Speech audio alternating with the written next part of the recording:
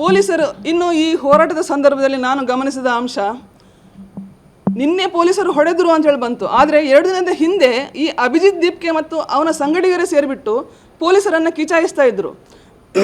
ಜೋರು ಮಳೆ ಬಂದಿತ್ತು ಅಂತ ಈ ಜಿರಳೆ ಹೋರಾಟಗಾರರೆಲ್ಲ ಮಳೆಯಲ್ಲಿ ನೆಂದಿದ್ರು. ಈ ಪೊಲೀಸರು ಪಕ್ಕದಲ್ಲೇ ನಿಂತಿದ್ದಾರೆ. ಅವರು ಟೆಂಟಲ್ಲಿ ಇದ್ದರು ಅಂಥೇಳಿ ಏನು ಮಾಡೋಕ್ಕೆ ಹೋಗಲಿಲ್ಲ, ಹೊಡೆಯೋಕ್ಕೆ ಹೋಗಲಿಲ್ಲ, ಸುಮ್ಮನೆ ನಿಂತಿದ್ರು.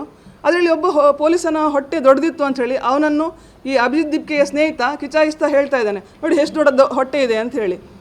ಇವರು ಫಿಲ್ಮ್ ಆ್ಯಕ್ಟರ್ಗಳು ಏನಾದರೂ ಒಂದು ಸುತ್ತು ದಪ್ಪ ಆದರೆ ಅವರ ಬಗ್ಗೆ ಯಾರಾದರೂ ಕಮೆಂಟ್ ಮಾಡಿದೆ ಸೋಷಿಯಲ್ ಮೀಡಿಯಾದಲ್ಲಿ, ಅದು ಬಾಡಿ ಶೇಮಿಂಗ್ ಅಂತ ಇದೇ ಜಿರಳೆಗಳು ಲಿಬರಲ್ಗಳು ಜಗಳಕ್ಕೆ ಬರ್ತಾರೆ, ಉಪನ್ಯಾಸ ನೀಡ್ತಾರೆ. ಈಗ ನಿಮಗೆ ಪೊಲೀಸರು ಹೊಟ್ಟೆಯ ಬಗ್ಗೆ ಮಾತನಾಡುವಾಗ ಅದು ಬಾಡಿ ಶೇಮಿಂಗ್ ಅಂತ ಅನಿಸೋದಿಲ್ವಾ? ಅಲ್ಲಿ ಹೆಣ್ಣು ಮಕ್ಕಳು ಸೀರೆಯಲ್ಲಿ ನಿಂತಿದ್ದಾರೆ, ಅವರು ಯೂನಿಫಾರ್ಮಲ್ಲಿ ಹಾಕ್ಕೊಂಡ್ಬಿಟ್ಟು ಅವರ ಸೀರೆ ಒದ್ದೆ ಆಗಿಲ್ಲ ಅಂತ. ಜಿರಳೆಗಳಿಗೆ ರೇನ್ ಡ್ಯಾನ್ಸ್ ಮಾಡಲಿಕ್ಕೆ ಇಂಟ್ರೆಸ್ಟ್ ಇದ್ದರೆ ನೀವು ಮಾಡಿ, ಪೊಲೀಸರು ಯಾಕೆ ನಿಮ್ಮ ಜೊತೆ ಮಳೆಯಲ್ಲಿ ಒದ್ದೆ ಆಗಬೇಕು? ಈಗ 1 ತಿಂಗಳು ನೀವು ಒಂದು ಹೋರಾಟ ಮಾಡಿದ್ರಿ ಅಂತ ನೀವು ಇಷ್ಟು ಹೋರಾಟ ಮಾಡ್ತಾ ಇದ್ದೀರಾ. ವರ್ಷಂಪ್ರತಿ ಇಡೀ ದಿನ ಅಲ್ಲಿ ಚಳಿ ಮಳೆ ಗಾಳಿ ಅಂತ ನೋಡದೆ ಪೊಲೀಸರು ಬಂದೋಬಸ್ತ್ ಮಾಡ್ತಾರೆ, ದಿನ ಹೋರಾಟ ಮಾಡ್ತಾರೆ, ಅವ್ರ ಜೀವನವೇ ಹೋರಾಟ. ಅದ್ರ ಬಗ್ಗೆ ಯಾಕೆ ನೀವು ಯಾರು ಮಾತಾಡೋದಿಲ್ಲ? ಇದು ಏನಲ್ಲ, ಜಿರಳೆ ಅಂತ ಹೇಳಿದ್ರೆ ಯಾವ ಹೆಣ್ಣು ಮಕ್ಕಳಿಗಂತೂ ಇಷ್ಟನೇ ಇಲ್ಲ. ನನಗೆ ಇಷ್ಟ ಇಲ್ಲ, ನಿಮ್ಗೆ ಯಾರಿಗೆ ಇಷ್ಟ ಇದೆ ಅಂತ ನಂಗೆ ಗೊತ್ತಿಲ್ಲ, ಯಾಕೋ ಗೊತ್ತಿಲ್ಲ. ಕಾಂಗ್ರೆಸ್ಸಿಗರಿಗೆ ಇಷ್ಟ ಆಗಿಬಿಟ್ಟಿದೆ, ಅರವಿಂದ್ ಕೇಜ್ರಿವಾಲ್ಗೆ ಜಿರಳೆ ಇಷ್ಟ ಆಗಿಬಿಟ್ಟಿದೆ. ಪೊರಕೆ ತರ್ತೇನೆ, ಭ್ರಷ್ಟಾಚಾರ ಗುಡಿಸ್ತೇನೆ ಅಂತ ಹೇಳ್ತಾ ಇದ್ದ ಅರವಿಂದ್ ಕೇಜ್ರಿವಾಲ್ ಇದು ಪೊರಕೆಗೆ ಮೂಲೆಯಲ್ಲಿ ಕೂತಿದೆ, ಅದರ ಮೇಲೆಲ್ಲ ಜಿರಳೆನೇ ಹರಿದಾಡ್ತಾ ಇದೆ ಇವತ್ತು. ಇದು ಅಷ್ಟೇ, ಇದಂತ ಹೇಳಿದ್ರೆ ಗೊತ್ತಾಗುತ್ತೆ ಅಂಥೇಳಿ. ಇದು ನಾನು ಜಿರಳೆ ಅಲ್ಲ, ಮಹಿಳೆ. ಸೊ ನನಗೆ ಜಿರಳೆ ಇಷ್ಟ ಆಗೋದಿಲ್ಲ. ಆ್ಯಂಡ್ ನಾನು ಜಿರಳೆಯನ್ನು ಹೊಡೆಯೋಕ್ಕೆ ಬಳಸೋದು ಪೊರಕೆ ಇಲ್ಲದ್ರೆ ಮೆಟ್ಟು. ಈಗ ಪೊರಕೆ ಮೂಲೆಯಲ್ಲಿ ಕೂತಿದೆ, ನೆಕ್ಸ್ಟ್ ಜಿರಳೆ ಅಂತ ಹೇಳಿದರೆ ಮೆಟ್ಟು ತಗೊಂಡು ಹೊಡಿತೇನೆ ಅಷ್ಟೇ.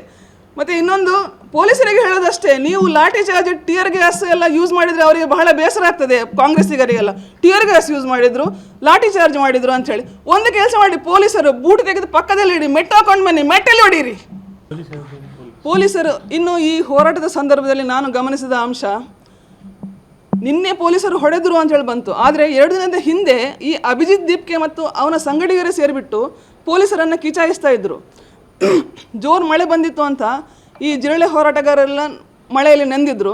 ಈ ಪೊಲೀಸರು ಪಕ್ಕದಲ್ಲೇ ನಿಂತಿದ್ದಾರೆ, ಅವರು ಟೆಂಟಲ್ಲಿ ಇದ್ದರು ಅಂಥೇಳಿ ಏನು ಮಾಡೋಕ್ಕೆ ಹೋಗಲಿಲ್ಲ, ಹೊಡೆಯೋಕ್ಕೆ ಹೋಗಲಿಲ್ಲ, ಸುಮ್ಮನೆ ನಿಂತಿದ್ರು.